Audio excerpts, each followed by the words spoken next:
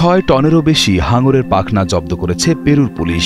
তারা কাআও বন্দরের শহরের একটি গুদাম থেকে হাঙরের পাখনাগুলো জব্দ করেছে। এই পাখাগুলো শুকিয়ে অবৈধভাবে এশিয়ার বাজারে পাঠানোর প্রস্তুতি চলছিল বলে কর্মকর্তারা জানিয়েছেন।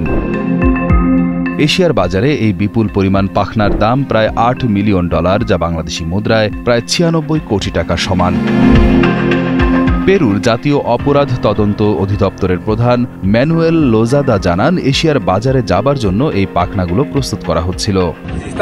আমরা 6 টনেরও বেশি হাঙরের পাখনা জব্দ করছি। এটি একটি বিপন্ন প্রজাতি। হাঙরের বিভিন্ন প্রজাতি বিলুপ্তির ঝুঁকিতে রয়েছে। এশিয়া এই পণ্যের প্রধান গন্তব্য, আর আমরা $8 মিলিয়ন কথা বলছি।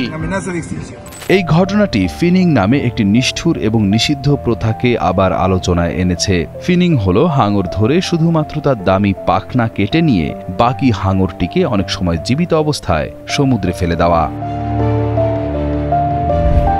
হাঙরের মাংসের তুলনায় এর পাখার দাম আন্তর্জাতিক বাজারে অনেক গুণ বেশি। বিশেষ করে এশিয়ার কিছু দেশে শার্ক ফিন স্যুপ বা হাঙরের পাখার স্যুপ একটি বিলাসবহুল এবং স্ট্যাটাস সিম্বল হিসেবে বিবেচিত খাবার। এই নিষ্ঠুর প্রথার কারণে প্রতি বছর কোটি কোটি হাঙর মারা পড়ছে, যার ফলে অনেক প্রজাতির হাঙর আজ বিলুপ্তির পথে। আর এই কারণে সামুদ্রিক পরিবেশের ভারসাম্য মারাত্মকভাবে নষ্ট হচ্ছে। এই অবৈধ চালানটি ধরার পর পুলিশ গুদাম থেকে 3 জনকে গ্রেফতার করেছে। সরকারি আইনজীবীরা এই বড় আকারের অবৈধ বাণিজ্যের বিরুদ্ধে একটি তদন্ত শুরু করেছেন।